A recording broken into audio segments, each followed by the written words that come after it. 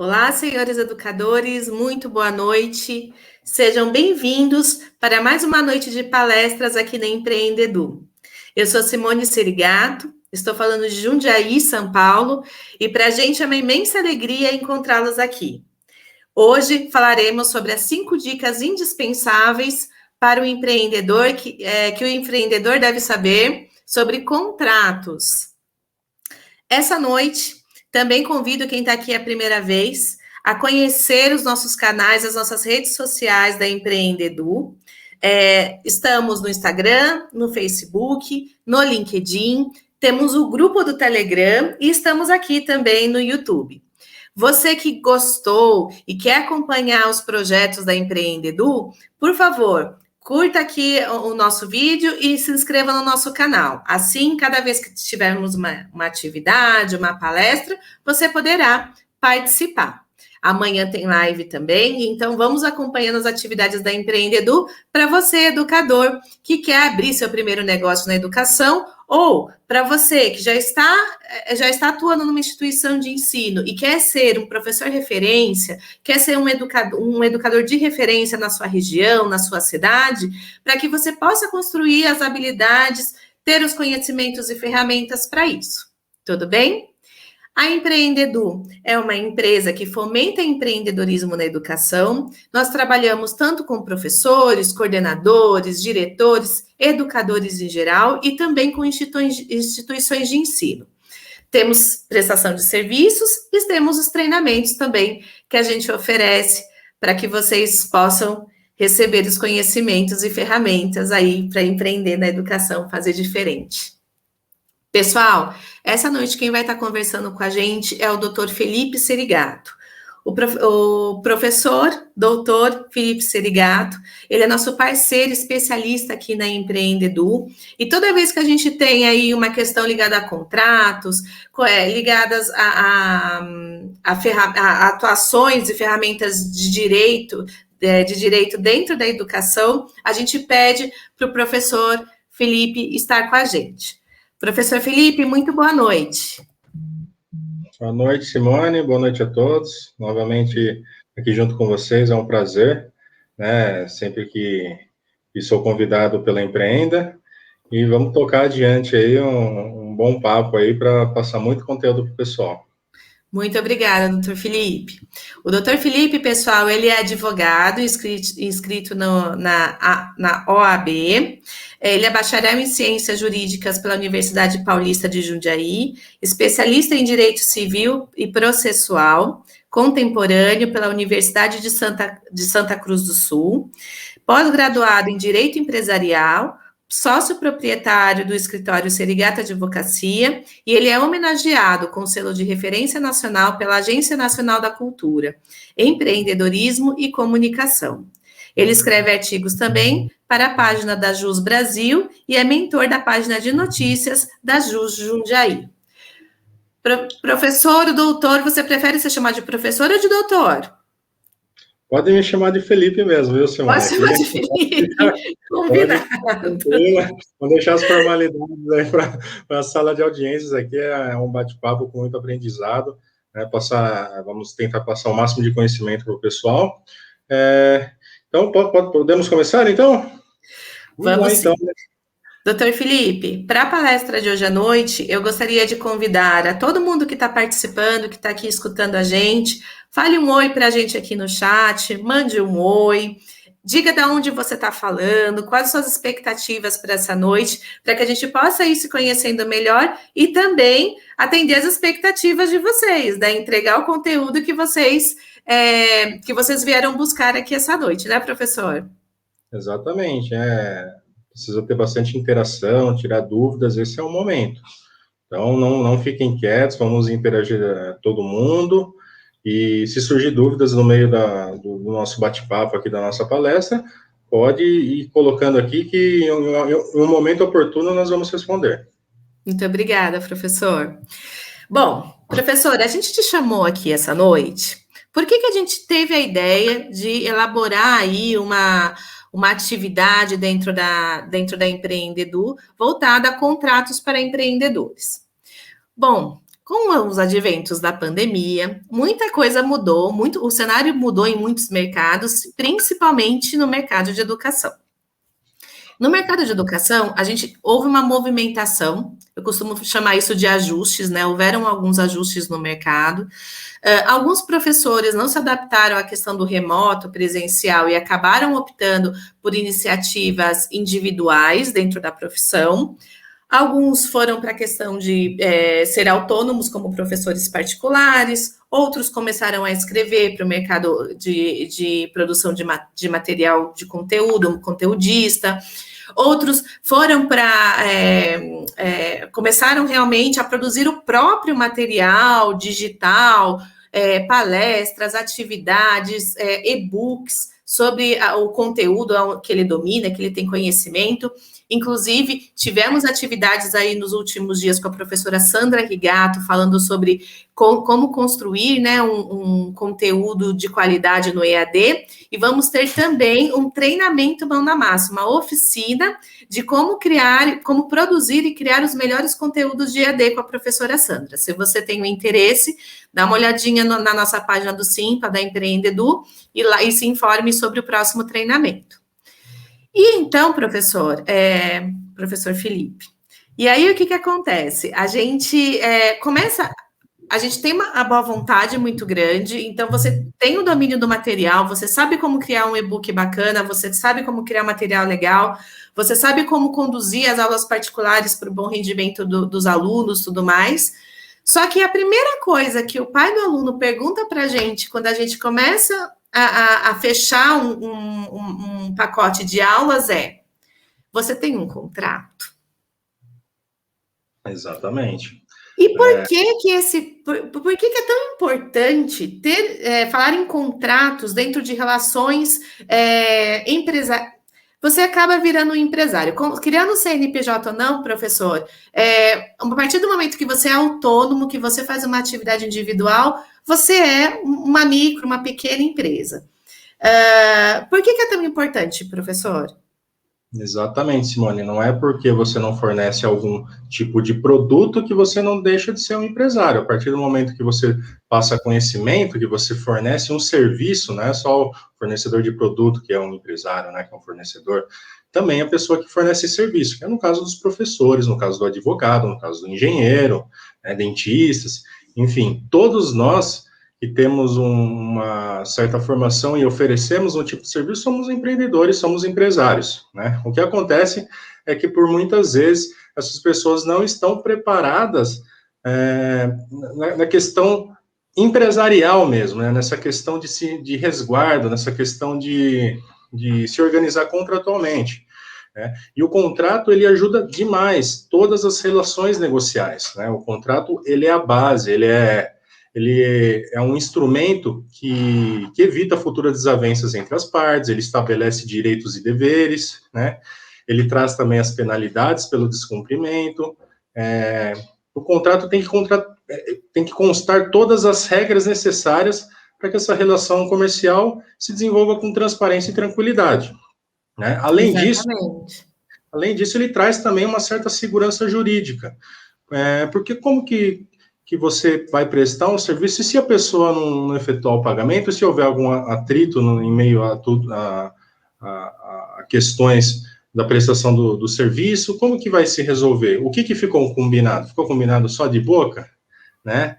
E aí é a palavra de um contra o outro, então não é nem por desconfiança que se faz o contrato, é por simplesmente trazer segurança para as duas partes. O contrato, ele tem que ser o centro da balança, né? Ele tem que estar em equidade para ambas as partes. Não é que ele vai trazer mais vantagens para uma e desvantagens para outras, né? São deveres e obrigações que precisam estar ali estipulados. Os empreendedores, hoje em dia, infelizmente, provavelmente por conta de impulso, né, de fechar negócios, eles acabam não fazendo contratos, ou então pegando modelos, né? A maioria pega modelo extraído da internet, o que eu sou totalmente contra, e não é indicado fazer esse tipo de coisa, né? Esses modelos de contrato, eles são mal redigidos, né? Muitas vezes não contempla a realidade do negócio que você tem, né? Então, é para outro tipo de negócio, você pega ali, tenta dar um jeitinho lá para economizar e acaba se dando mal, né? E também esses modelos não contemplam todos os elementos necessários, né, para um contrato pleno. Então, é sempre importante contratar um profissional adequado para fazer esse tipo de serviço, né? Não pode assumir esse risco de causar grandes prejuízos, tanto à empresa quanto a clientes.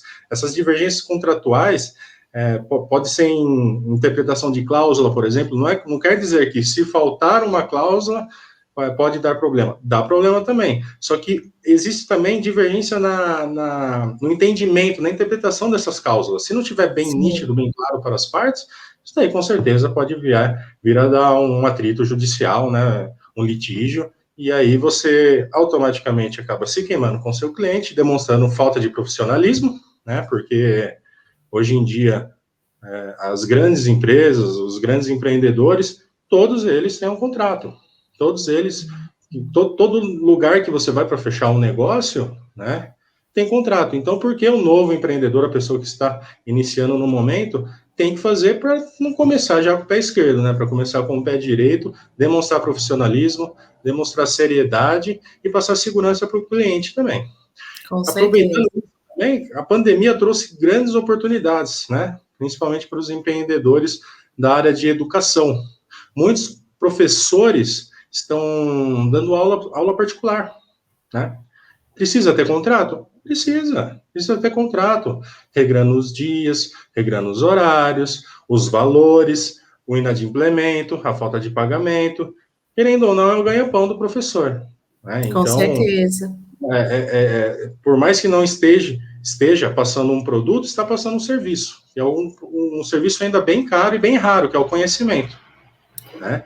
Então, é muito importante o contrato, ainda mais agora, né, nos dias atuais, que em alguns estados, né, principalmente já foi aprovado o homeschooling, então é uma grande oportunidade para os professores, né?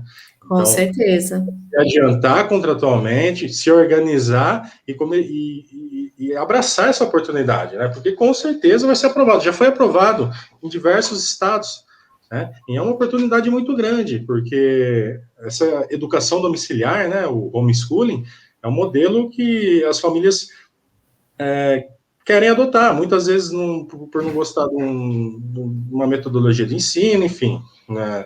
Por não querer que o filho vá à escola, por segurança, por conta do Covid. Então, preferem ensinar os seus filhos dentro de casa. Tem alguns Com pré-requisitos, certeza. mas eu vejo isso para os empreendedores da educação como uma grande oportunidade. Com certeza, doutor. A Jéssica Fernandes, boa noite, Jéssica. Prazer recebê-la. Doutor Felipe, você comentou sobre o homeschooling, né? O homeschooling, ele realmente é uma temática e é uma oportunidade, foi alguma das oportunidades que surgiram agora na questão da pandemia. Realmente existem alguns estados onde ele foi aprovado, e muitas pessoas, quando a gente fala de homeschooling, elas entendem que que é o pai, somente o pai educando aquela criança. Você que está mais por dentro dessas questões de leis, do que pode, o que não pode, você pode explicar um pouquinho melhor para a gente, explanar um pouquinho melhor o que é o homeschooling, o que a regra diz sobre o homeschooling e por que é uma oportunidade para o professor? Claro, o homeschooling nada mais é que a educação domiciliar. É um modelo adotado pelas famílias que querem educar os seus filhos fora da escola, né, dentro de casa. Então, a própria família educa e ensina essas crianças, né, ou preferem contratar os professores particulares, que daí é esse caso, né, que eu passei de oportunidade para os empreendedores da educação. Então, muitos Então, pais quer dizer que a questão têm. do homeschooling não quer dizer só que o pai vai sentar e que vai ensinar o filho. Significa que ele vai ser o detentor de organizar aí a grade escolar do filho, os conteúdos, tudo mais, mas não necessariamente que o pai vai ser o professor dessa criança, é isso? Não exatamente os pais serão os professores, né?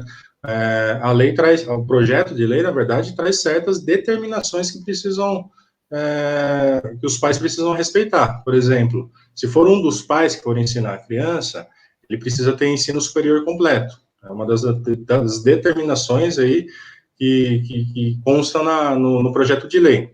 Os alunos também eles vão estar vinculados a alguma escola pública ou particular, né? Então, que vão monitorar essas atividades desses alunos, ocorridas dentro de casa. E também os conteúdos ensinados no domicílio devem seguir a Base Nacional Comum Curricular, a BNCC. Esse é o documento, no mínimo, a ser ensinado nas escolas regulares. As crianças também, o debate maior nessa questão do homeschooling é o quê? A socialização das crianças, né? Porque dentro de casa não vai socializar com demais crianças, né? Mas existem também emendas que trazem a questão da socialização das crianças mesmo com homeschooling, de separar um dia ou outro para ir na escola, para fazer uma atividade lá com demais colegas, né? Aonde que o homeschooling já foi aprovado? Já foi aprovado no Distrito Federal, né, no município de Cascavel, no Paraná, Vitória, Espírito Santo, salvo engano, e creio que esses três, sim. Assim, salvo engano, são esses três por enquanto, mas é um projeto que está para aprovar para o Brasil inteiro. Houve uma pesquisa, doutor Felipe, no início da pandemia, no primeiro semestre de 2021, e na época 30% dos pais pesquisados na cidade de São Paulo aprovavam o homeschooling.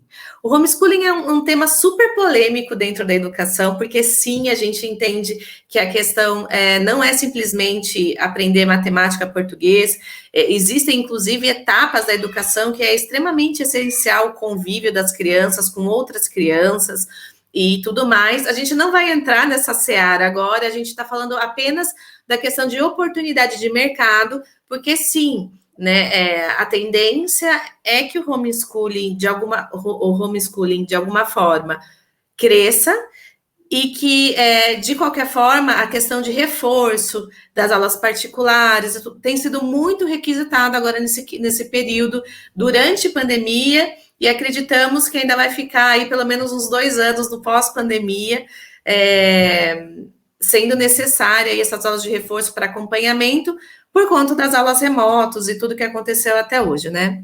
Então, assim, a gente só mencionou aqui, professor, doutor Felipe, porque realmente é um tema polêmico, mas é uma oportunidade de mercado.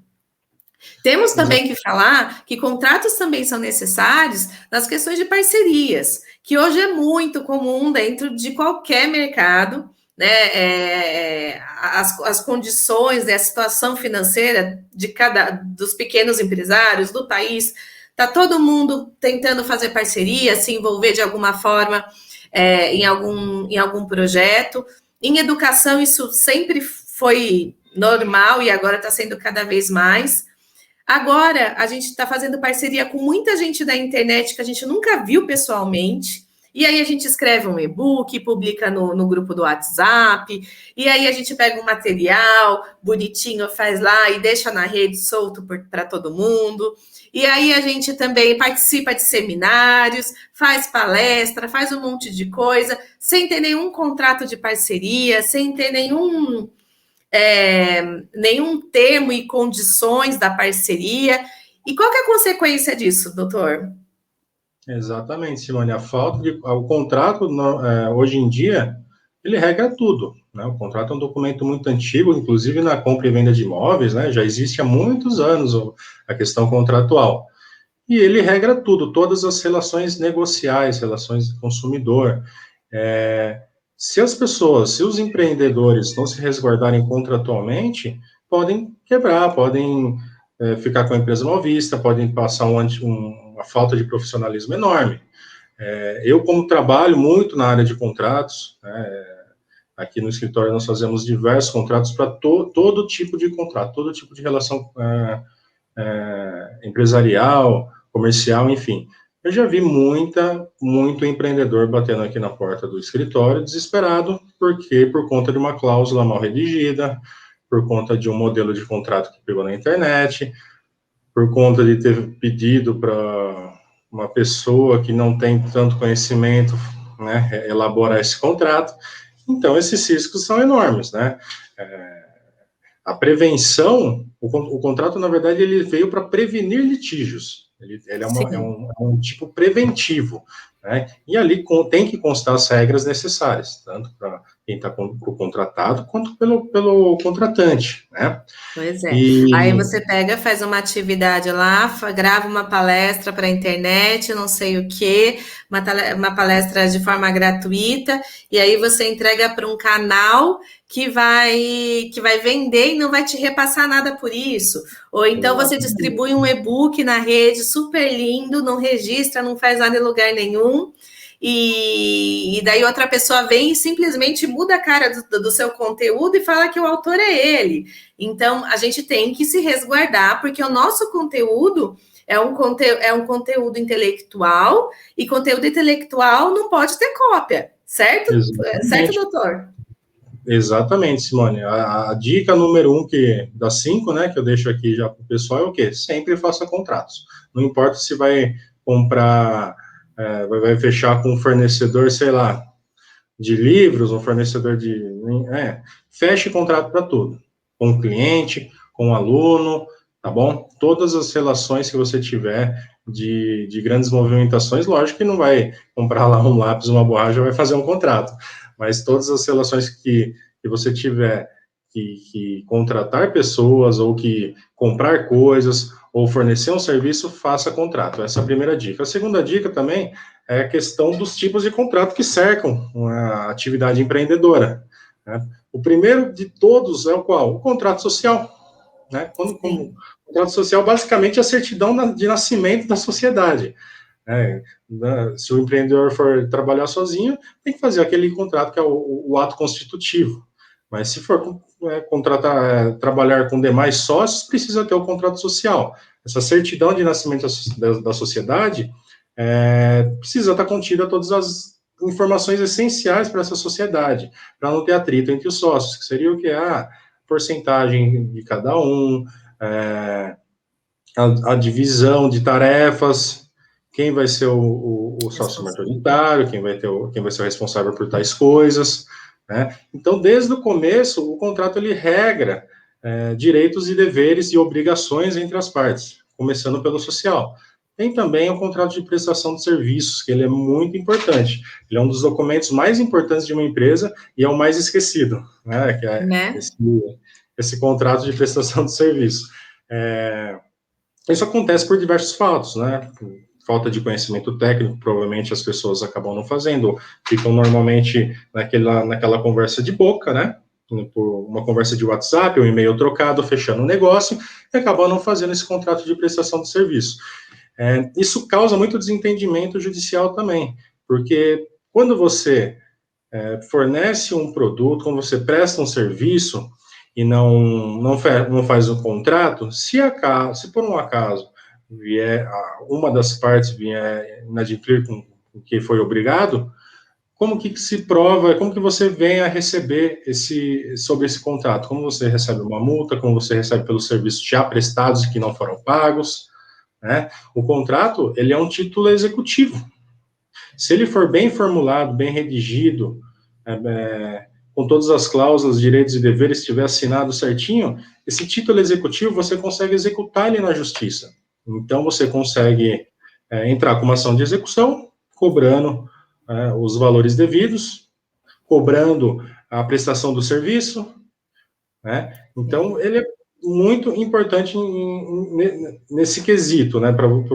Tanto na questão financeira, né? Além de fazer regular as ações negociais, ele também traz essa questão do financeiro, para você executar posteriormente e receber o que é seu de direito. Ou o cliente também executar e pedir também a prestação de serviço que ele contratou. E se você não tem esse tipo de contrato, você não tem um título executivo.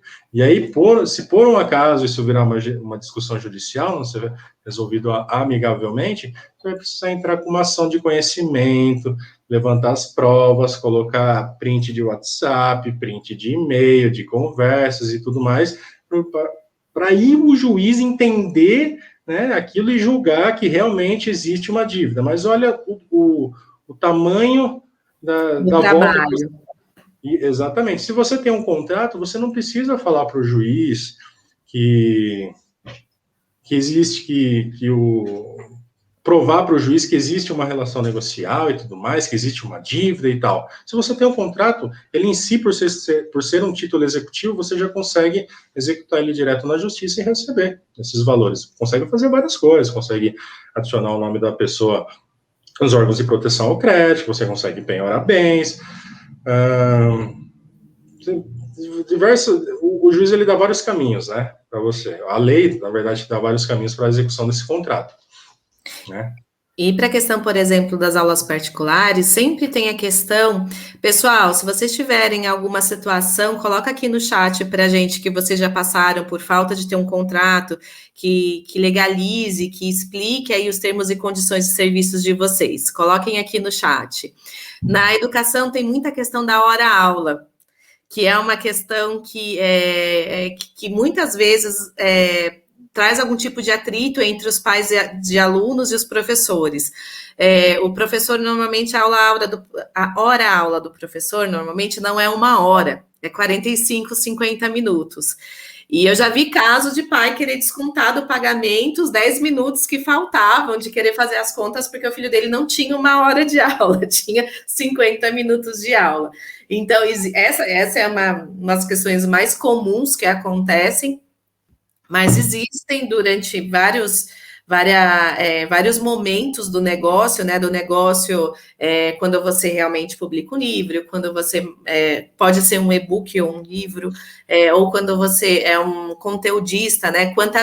Aí o conteudista, por exemplo, quanto que é sua hora-aula de trabalho para gravar um vídeo? Então, quando uma pessoa pede uma aula EAD para você, quantas horas de trabalho suas estão envolvidas ali, até para precificar e tudo mais. Então, assim, um contrato te resguarda e põe o outro lado também a par do que está sendo acordado, o valor que está sendo acordado, a condição de parceria que está sendo acordada, o que é essa parceria? Né? Você tem direito a quê e eu tenho direito a quê nessa parceria? Aonde é o ganha-ganha, né? Isso é muito importante. Parceria é comum dar algum tipo de problema, porque um acha que a parceria é fazer tal coisa e o outro acha que a parceria é fazer uma outra tal coisa, né? Exatamente, Simone. Hoje em dia, até esse pessoal que é digital influencer utiliza o contrato de parceria, né, para estipular publicação de fotos, de vídeos, com a quantidade, Quantas? valores, quantas, o tipo, se vai ser history, se vai ser no feed. Então, para você ver a evolução que o contrato teve, né? Exatamente. Com todas as relações negociais. E na questão de professores, né, empreendedores da educação, não é diferente. É aquilo que você falou. A questão do pai querer descontar 10 minutos, 1 hora, você deu 50 minutos de aula, né? Enfim. Quando o aluno, ou melhor, o pai do aluno vai até o professor, normalmente é ele que vai atrás. Ou por alguma estratégia de marketing, ele chega nesse determinado professor. Quem que vai apresentar o contrato não vai ser o pai do aluno, não vai ser o aluno. Quem vai apresentar o contrato da relação de serviço, o contrato de prestação de serviço é o professor. Sim. Então, por isso a importância do professor tá bem resguardado em questões contratuais, porque ali vai definir se vai ser 50 minutos, se vai ser 1 hora, vai definir se tem uma tolerância mínima, né, de atraso, uma tolerância também, enfim, de pagamento, se vai ter juros, se vai ter multa pelo atraso. E o que acontece? O professor normalmente fecha lá a aula particular, né, fecha lá um combinado lá de 3 meses, o aluno falta nas aulas, o professor não avisa o professor antecipadamente, o professor perde dia de trabalho, perde o horário, na verdade, o aluno fica inadimplente, o professor não recebe, né? O aluno ali, ele deixa de ganhar o conhecimento, o professor deixa de colocar o pão em casa, né? Então, essa é a grande importância do contrato. E hoje em dia também, os contratos, eles seguem até a relação de professores com entidades particulares, né, com instituições de ensino particulares, porque as escolas hoje em dia estão fazendo muito aquele trâmite da pejotização, contratando o professor, pedindo para o professor virar PJ, né, e contratando esse professor para aplicar as aulas, né, tirando ele da CLT, do regime de CLT, e virando PJ. Só que tem grandes diferenças, né, entre você ser PJ e você ser CLT. Tem vantagens, tem desvantagens, né? A pessoa PJ, por exemplo, tem que ter um contrato de prestação de serviço definido. Só que se nesse contrato de prestação de serviço como posso dizer, tiver subordinação, tiver cumprimento de horário, né, recebimento de ordens e tudo mais, não importa que o professor seja uma pessoa jurídica, vai ser caracterizado o vínculo empregatício. Né? Caracterizando o vínculo empregatício, a escola tem que arcar com todas as custas e demais sanções aí cabíveis trabalhistas. Porque, para o direito do trabalho, o que interessa é o que realmente acontece, não o que está no contrato. Não adianta eu fechar um contrato com você, Simone, e como PJ, e nesse contrato, tá lindo o contrato, né? Eu sou só um prestador de serviços, está lá que eu só vou prestar serviço para você de terça e quinta-feira, vou dar palestras de terça e quinta-feira, tá lá que é apenas prestação de serviço, que eu não tenho nível hierárquico, que você não é minha chefe, eu não recebo ordens nem nada, tá escrito também que eu não sou obrigado a cumprir horários, né? No contrato tá lindo, tá perfeito, não caracteriza um vínculo de emprego. Só que na realidade não acontece assim. Eu trabalho de segunda a sexta, recebo ordens de você. Se eu não for, tem desconto, né? Se eu não participar, tem um certo desconto. Então não interessa se o contrato está lindo, se realmente na realidade acontece de forma diferente. Então as escolas acabam se prejudicando nisso, né? Digamos Mas isso é uma defesa do direito para o professor, né? Para o professor do outro lado, é o direito dele resguardado ali. Se a escola no contrato falou que não tem questão de insubordinação, que o horário é X, que é assim, que ele vai pagar assado, nananana, e aí a escola faz diferente, o professor está resguardado numa questão de ação, que essa questão da pejotização, é isso? Ela é uma questão muito polêmica também. É uma questão que ela já até aceita já nos cursos de graduação, pós-graduação, mas a educação básica é algo ainda muito novo. Porém, devido às questões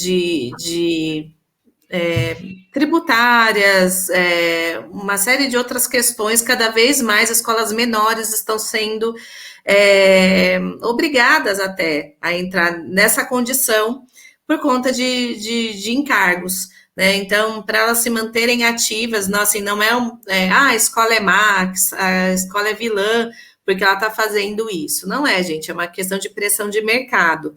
Né? Às vezes, para o negócio daquela escola se manter, ele precisa fazer coisas diferentes. E muitos professores que ficaram desempregados, que estão buscando uma oportunidade no mercado e tudo mais, vão acabar aceitando esse tipo de convite de trabalho, que é como eu falei, gente, existem professores de graduação e pós-graduação, eles já estão acostumados a trabalhar, professores, coordenadores, estão acostumados a trabalhar num regime de contratação PJ.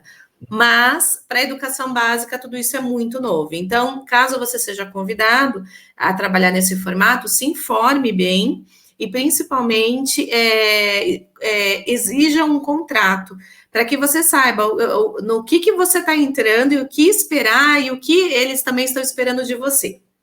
Tá bom? Professor Felipe, e a questão de direitos de imagem? Quando a gente abre um negócio próprio, vamos supor, eu sou uma professora particular, tenho meu grupo de WhatsApp lá com os meus alunos, aí de repente teve uma conversa legal, eu quero pegar um trecho daquela conversa e colocar na internet, na minha rede social para divulgar meu trabalho, porque um aluno elogiou. Ou então, eu tenho uma foto lá do meu aluno que eu dei reforço para ele passar no Enem, e ele passou numa boa colocação no Enem, eu quero colocar na minha página como professora particular. Como é que funciona isso para quem é autônomo? Exatamente, Simone. A questão de direito de imagem parece ser algo muito simples, mas é bem sério e pouco... E as pessoas têm pouca informação, né? Pouca informação, exatamente. Com a vinda da LGPD, a Lei Geral de Proteção de Dados, a imagem não deixa de ser um dado também, a imagem, a voz, o áudio, né? Então, para que seja, para que essas informações possam ser passadas adiante, tem que ter uma autorização da pessoa, autorizando o uso dessa imagem. E o uso da imagem, ele precisa ser, na verdade, é uma cláusula contratual, né? Que consta nos contratos normalmente de prestação de serviços educacionais, que precisa ter informando por que vai ser usada a imagem do aluno, se tem autorização, se não tem. Se não tem autorização, é totalmente proibido a divulgação da imagem, né, podendo gerar dano moral. Esse dano moral ele já é presumido, principalmente se for usada essa imagem para fins para oferir lucro, né, nem você me Marketing. tocou aqui no assunto, deixa eu pegar a imagem do aluno que eu dei aula particular, colocar no outdoor, por exemplo, colocar numa postagem. Se não tiver autorização, por mais que você tenha feito isso de bom coração, para colocar esse aluno no atalho e falar assim, olha aqui e tal, o aluno, não sei o quê, eu que ensinei, né, passou em primeiro lugar em medicina, mas, digamos assim, não importa, se não houve a autorização desse aluno, você vai ser condenado ao pagamento de danos morais, caso ele venha a te processar. Tem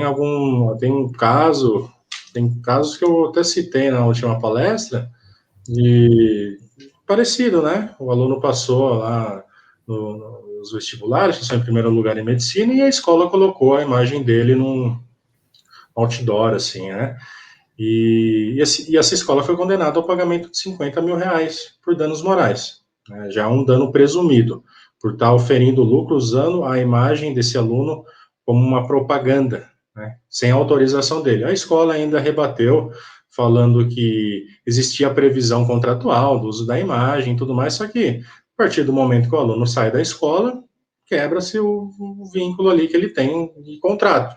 Se não tem nenhum documento específico, né, autorizando isso com data, com um período com o tempo, né, de uso dessa imagem, enfim, tem que ter sempre, o que eu indico para os mantenedores é o seguinte, por mais que você ainda tenha uma cláusula no seu contrato de prestação de serviços educacionais, faça também um documento à parte, tratando só do direito de imagem. Isso também vem de encontro com a realidade de hoje em dia, a questão das plataformas que os professores usam para aplicar as aulas, né? O Zoom, o Google Meet e tudo mais. Então, levanta diversas questões, questão de falta. O professor pode dar falta se o aluno está com a câmera fechada, o aluno pode se opor à gravação da aula, a câmera e o microfone precisa estar ligado obrigatoriamente, o aluno pode gravar essa aula, né? Então, gerou muitas dúvidas, né? Então, uma lei já não é tão nova a lei, mas pouco utilizada, né? Com a vinda da pandemia, com os professores utilizando mais esses aplicativos para apresentar as suas aulas, veio mais à tona essa questão de direito de imagem. Então, se o aluno pode se opor à gravação, na verdade ele pode, né? Ele não é obrigado. Né? Tem previsão contratual do pai autorizando? Aí já não pode.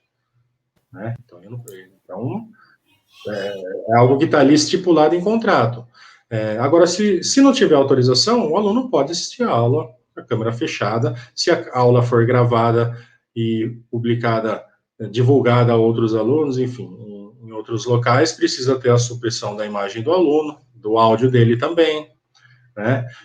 O aluno, e é para o lado do aluno também, né, Simone? O aluno pode gravar essa aula, porque hoje em dia a gente pega o telefone, abre lá o Instagram e vira e mexe, tem um meme lá, uma gravação de aula, de uma gravação de alguma coisa. né? Vira e mexe, Alguma criança que gritou no meio da videoaula. fez uma palhaçada, pegou o cachorrinho aqui, né? No meio Né? da aula, enfim. Acontece, só que o aluno pode fazer isso, divulgar nas redes sociais? Não pode fazer isso, só se tiver autorização do professor, autorização dos demais participantes da aula, dos demais alunos, né? Aí ele pode. O que o aluno pode fazer é gravar essa aula apenas com fins para, como posso dizer, para rever essa matéria, para rever, fins de estudo. Isso a lei autoriza. Né? Não tem problema. Ele gravar para uso próprio, para ele depois recordar, rever a matéria e tudo mais. Então, quanto a isso, tranquilo. E as consequências, né, da pessoa, mesmo que faça uma brincadeira, ou uma brincadeira que todo mundo dê risada na sala de aula, ou o professor ou a escola que coloca o aluno no outdoor ou seja, coisas que não sejam por maldade, né, que façam por bem, né, ou uma brincadeira, ou essa questão do vestibular, não importa, né, a consequência disso é pagamento de danos morais, né, vai gerar danos morais. E por isso que é muito importante também o contrato prever essa questão de direito de imagem. Vê que desde do momento que começamos a conversar aqui até agora, todos os assuntos envolvem contrato. É direito de imagem, contrato social, é fornecer um serviço, né? Então, hoje em dia tudo já tem regras. Não é regras também para desconfiar da escola, desconfiar do seu cliente, desconfiar do aluno. São regras que traz direitos e obrigações para ambas as partes, para elas, né, estarem de acordo e não vir atritos, né, judiciais, e o que for combinado aqui, né, o que for combinado de boca, o que for combinado no WhatsApp, no e-mail, passar certinho para um contrato, ambos de acordo, assina e segue adiante, né? Então, mais uma dica, pessoal. Com relação a direitos de imagem, antes de divulgar qualquer coisa do seu trabalho, das suas aulas particulares, tomem muito cuidado. Se vocês receberam um trabalho de um colega de vocês, um e-book que vocês querem compartilhar, aí vocês colocam a foto dele, qualquer coisa do tipo. Tomem muito cuidado com a questão do direito de imagem. Sempre tenha um combinado, um termo, tenha uma minuta, um anexo de contrato pronto no caso das aulas, porque isso é muito importante. De repente, um professor fala para você, olha, não queria que meu material fosse vinculado a determinado tema que você está tocando, ou pode acontecer com vocês também a questão do direito de imagem, por exemplo, um colega pegar o material de vocês e publicar de uma forma ou num tema que vocês não fiquem confortáveis, num tema político, num tema polêmico, que vocês não gostariam de ter o material de vocês ou o tema de vocês envolvido. Então, assim, essa pessoa, se você não autorizou ela a fazer isso, você pode se resguardar e pode reclamar sobre isso. É importante tanto você ter assinado para poder divulgar seu trabalho, como se você for divulgar o de alguém, também ter a autorização dele para poder divulgar, tá bom? Outro assunto, então. E quando a gente está vendendo esses e-books, está vendendo essas palestras gratuitas, esses eventos online que a gente está fazendo, quando a gente está fazendo tudo isso, e a gente vai vender para um terceiro.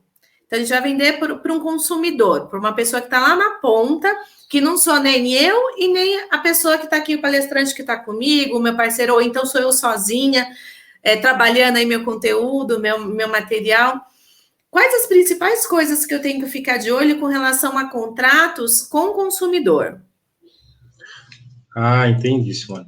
Essa questão, na verdade, ela traz também referente paralelo ao direito de imagem que estávamos conversando agora, ela traz também o direito dos direitos autorais, né, da obra. Então, o professor que desenvolve, por exemplo, uma nova metodologia de ensino, principalmente com a vinda do homeschooling e tudo mais, caso outros professores, ou o próprio, às vezes tem professor que também estuda, né, compra um curso, enfim, a outras empresas e começa a aplicar. Só que ele tem autorização para esse tipo de coisa, né?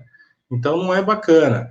Então, caso Se por um acaso o professor vir a criar uma metodologia de ensino, a criar uma forma de ensino assim inovadora que não existe, ele pode patentear esse tipo de coisa? Na verdade, não pode, né? A patente da metodologia de ensino não pode ser patenteada. O que ele pode fazer é registrar na Biblioteca Nacional.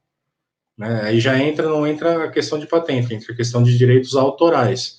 Então, o empreendedor, ele meio que contém tal metodologia em si mesmo, né? Então, ele não é um produto, não vai ser a metodologia que ele vai patentear, digamos. Como posso explicar para vocês? Ele pode fazer uma proteção de registro das apostilas, do material didático, do material de ensino, né, tudo que tem nela contínuo. Não exatamente a aplicação, mas o material ali que ele criou, ele pode, sim, estar patenteando na Biblioteca Nacional, só que precisa também procurar uma empresa que faça esse tipo de trabalho, porque não é tão simples assim, né, não é fácil. E também pode vir a reclamar caso outras pessoas, né, ou a pessoa que ele aplicou essa metodologia de ensino, que tem esses materiais, vir a fazer cópias, a estar utilizando sem autorização. Outra questão também, Simone, são os empreendedores da educação que criam os logos, que criam uma marca, né, uma marca e já fazem os documentos, fazem apostila, fazem impressão de material, de marketing e tudo mais, e não tem a proteção dessa marca. Não tem a proteção dessa marca. Esse empreendedor ele pode vir perder todos os direitos sobre essa marca, sobre esse logo, porque precisa ser feito também a proteção da propriedade industrial, né, dessa marca.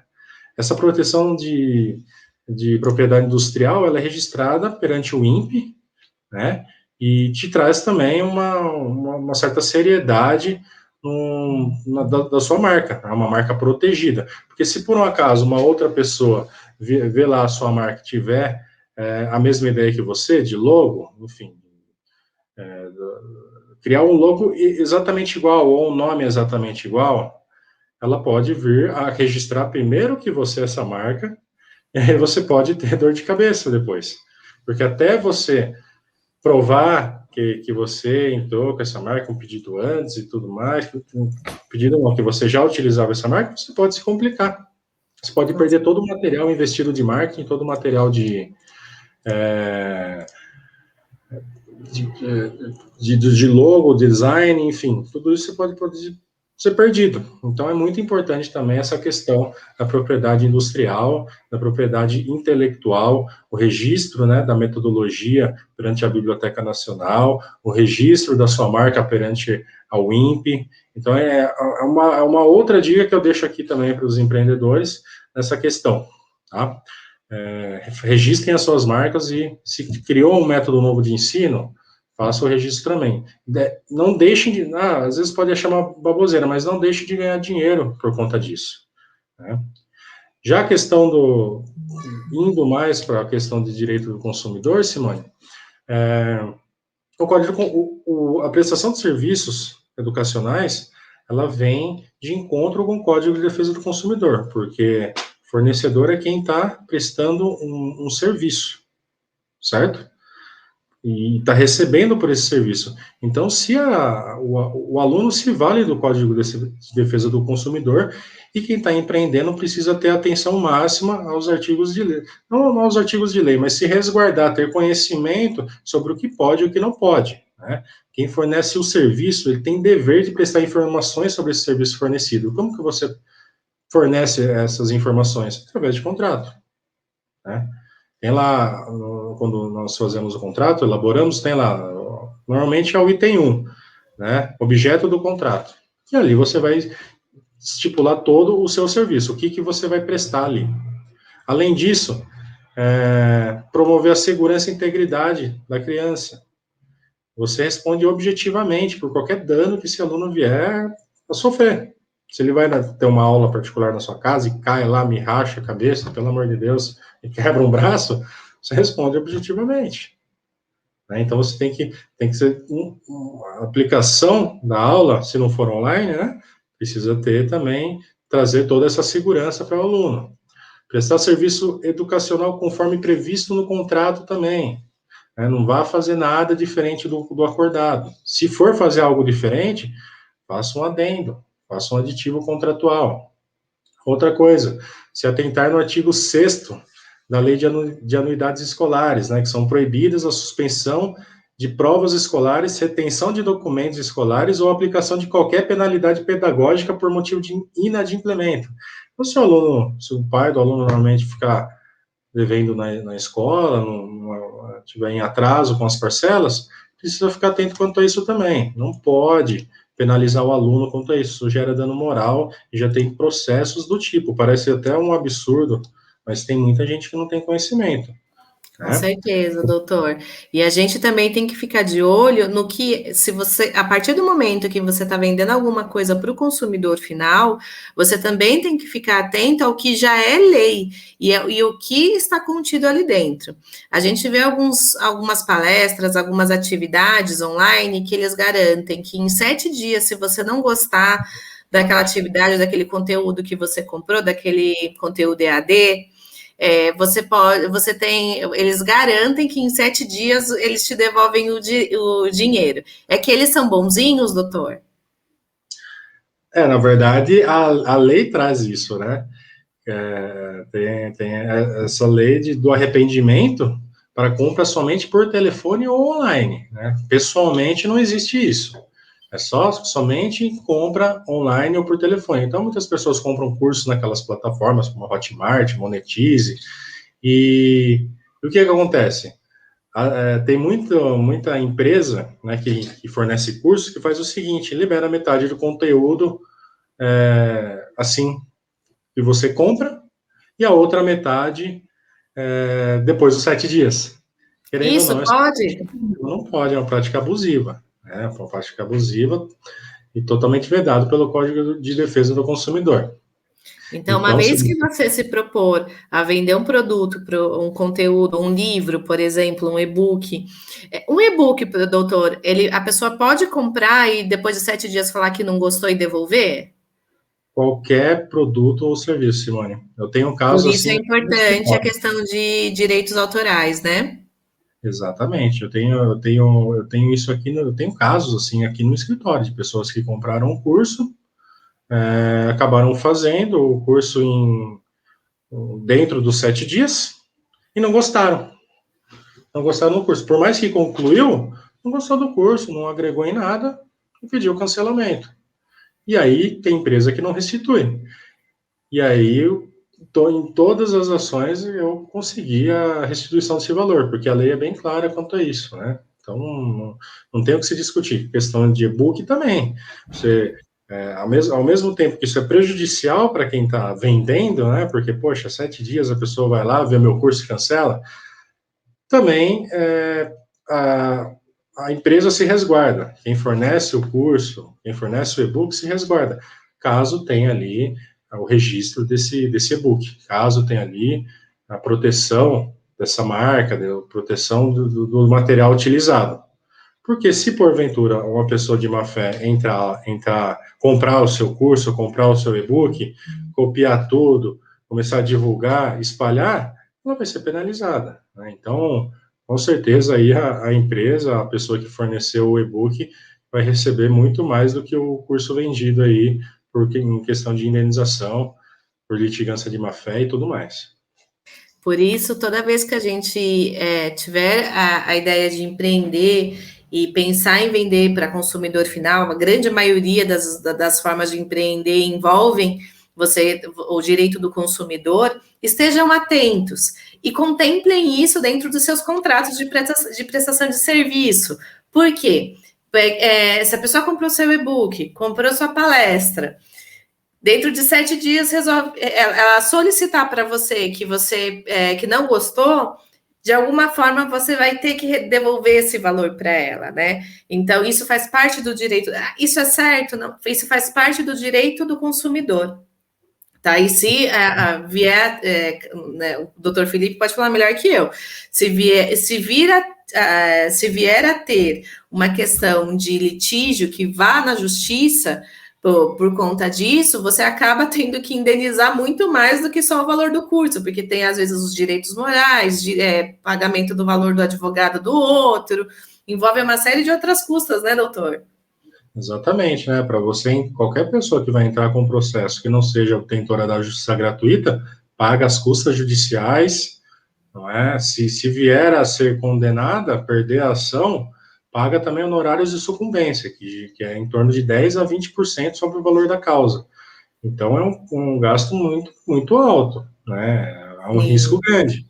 É um risco grande. Normalmente, essas questões de direitos autorais, de propriedade industrial, propriedade intelectual, não é um valor baixo, tá? Que é essa Que ação. envolve, né? Exatamente. Então, a pessoa que sofrer isso e entrar com uma ação, provavelmente pode esperar que vai vir algo grande, um valor relevante, e assim, da execução, né, da título executivo judicial, uma sentença. E aí vai para penhora. Se você tiver uma casa e um apartamento, vai penhorar um apartamento, vai penhorar o carro, vai penhorar a moto, até a satisfação do crédito. Vai bloquear dinheiro em conta, né? Então, é bem sério o negócio, não é tão simples como a gente pensa. Então, você vê, Simone, que são detalhes que às vezes os empreendedores, os mantenedores acabam, às vezes por falta de conhecimento mesmo, por não ter Deixando passar. porque normalmente quando a pessoa começa a empreender para segurar os gastos, ela acaba fazendo tudo sozinha. Então, ela vai fazer a contratação, ela vai fazer a entrevista das pessoas que ela vai contratar, ela vai fazer o próprio contrato, ou nem faz contrato, né? Então, quando a pessoa começa a empreender, se ela não se regrar, né, e fazer o passo a passo certinho, o que ela não tiver conhecimento, ela delegar, ela contratar uma assessoria que tem esse conhecimento, um momento ou outro ela vai acabar se afundando, né, no seu próprio negócio, pior, no seu próprio negócio. E principalmente quando você presta um serviço que não é, presta um serviço ou fornece algum produto, a sua má fama espalha de uma forma gigantesca. Uma forma Não gigantesca. não há Porque marketing que conserte. Exatamente. Imagina você ter um atrito com um aluno, você sai dessa escola e começa a prestar aula particular para os alunos dessa determinada escola. E você tem um atrito com um aluno lá. Não sei, né? Enfim, aconteceu alguma coisa. Por exemplo, o aluno ficou te devendo e você, né, acaba fazendo aquelas cobranças abusivas e tudo mais. E aí, né, porque não precisa cobrar abusivamente, né? Você pode simplesmente executar o contrato, chamar os pais do aluno para uma mediação e conciliação, né? Mas, enfim, qualquer atrito que você tenha com esse aluno vai contar para o coleguinha, o pai vai contar para o outro, que vai contar para o outro, daqui a pouco você vai perdendo. Você vai perdendo. E você não só perde, como você fortalece o seu concorrente, não é? Sim. Então, não é só você que presta serviço ali, que dá essas aulas para determinados alunos. Eles têm, logicamente, hoje em dia, todo mundo pechincha e todo mundo busca outros braços, né? Busca outras opções. Então, o seu concorrente vai sobressair. Um concorrente que está mais preparado, um concorrente que tem contrato, um concorrente que tem um ambiente bacana para atender os seus alunos, um concorrente que tem uma tecnologia legal, que oferece diversos tipos de produtos, ou aula online, ou aula presencial, né? Então, você tem que se ater a tudo isso. Se começar a empreender errado, nem começa, né? É o que eu falo. Se começar a empreender errado, nem começa porque você vai acabar se afundando, ou vai apanhar muito até chegar num patamar bom, né? Vai sofrer vários baques aí, né? Então, é por isso que a gente trabalha aqui na Empreendedor. A gente trabalha aqui na Empreendedor sempre para trazer o máximo possível de informações, para todos vocês, para que vocês possam empreender com segurança. Pessoal, o Dr. Felipe sempre traz uma série de informações muito pertinentes para todos nós, coisas que não estão no nosso dia a dia, coisas que a gente muitas vezes não para nem para pensar, que quando a gente decide trabalhar sozinho, criando nosso próprio material, é uma empreitada sozinha, mas é uma empreitada que precisa estar de acordo com o que rege a legislação de um jurídico, de uma empresa. Nem todo mundo consegue empreender por oportunidade, que é com calma, fazendo plano de negócios e tudo mais. A grande maioria das pessoas estão nesse momento empreendendo por necessidade, na correria, porque ficou desempregado, ou porque o salário está muito baixo e precisa dar um jeito, se virar nos 30 para conseguir uma segunda renda. Então, fiquem de olho, fiquem atentos às atividades da Empreendedu, porque a gente vai cada vez mais trazer informações e ferramentas para vocês. Quem acabou de entrar, se inscrevam no nosso canal para continuar recebendo nosso conteúdo, nossas informações. Curta o vídeo de hoje, se vocês estão gostando. O doutor Felipe vai ter um treinamento que ele vai ministrar para a gente aqui na Empreendedu, que se chama Conhecendo as Leis e Contratos para a Segurança do Educador Empreendedor. Só retomando, então, entregamos hoje o tema?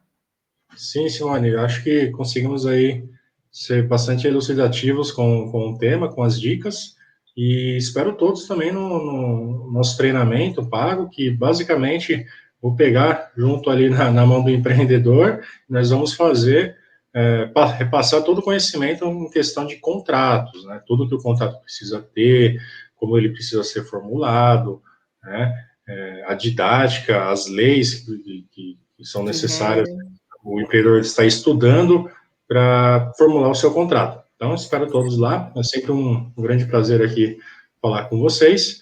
A Empreendedu aí, a gente está junto comigo, com o escritório, já desde o início, e eu fico muito feliz pela confiança, né, por toda a oportunidade que a Empreenda também passa aqui para o escritório e principalmente para mim. Professor doutor Felipe, muito obrigada. Então, pessoal, os temas de hoje, as 5 dicas, então, só retomando aqui, doutor, para quem não pegou, para quem chegou no finalzinho, tá bom? Então, primeiro é a importância de estar resguardado com os contratos nas relações empreendedoras. A segunda dica foi quais os tipos de contrato que cercam a atividade empreendedora.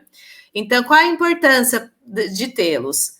É o acordo que é feito entre as partes. Quais os tipos de contrato que cercam? Contratos tanto da criação, se for uma empresa PJ, de parceria, de serviços, uma série de contratos que a gente comentou aqui hoje.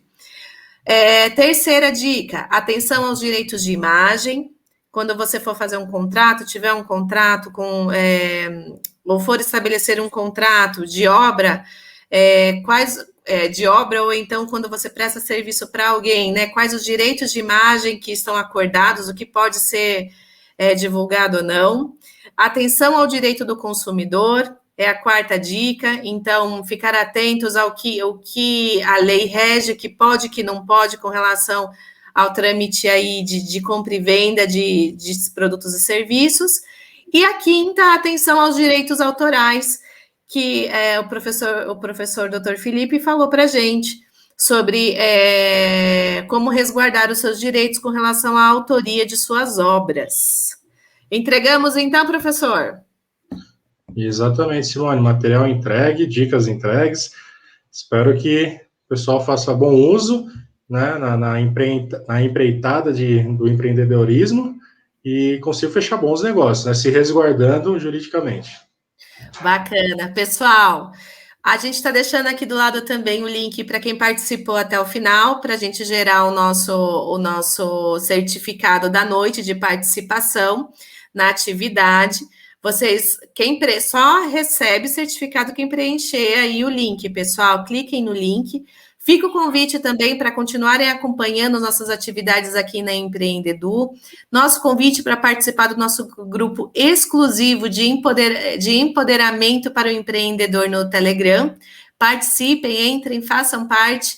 conteúdos exclusivos para empreendedores da educação. Sejam bem-vindos, cliquem aí, participem com a gente. Não esqueçam dos certificados, participem conosco do próximo treinamento do Dr. Felipe. Simone, não quero fazer treinamento com o Dr. Felipe. Eu quero que ele faça o meu contrato, eu quero que ele siga e acompanhe a minha empresa. Entre em contato também com a Empreendedu, que a gente faz a ponte de link para que vocês possam ter os serviços do Dr. Felipe aí na sua instituição de ensino, ou então no seu negócio próprio. O Dr. Felipe tem valores e condições especiais para quem vem através da Empreendedu, que seja indicação da Empreendedu. Então, ficamos à disposição também, caso vocês tenham interesse. Doutor, muito obrigada por hoje, muito obrigada por tanta generosidade, tanto conhecimento na noite de hoje. Pessoal, hoje ficou quietinho, quase não fez pergunta, né, doutor? Verdade, né? Acho que é bastante coisa nova, né, Simone? Acho que o pessoal mais digeriu as informações mesmo. Bacana, mas muito obrigada mais uma vez pela parceria, por estar aqui, por compartilhar tanta coisa bacana com a gente. Muito obrigada, doutor. Obrigado, Simone. Pessoal, uma boa noite, até mais. Boa noite, pessoal, até mais.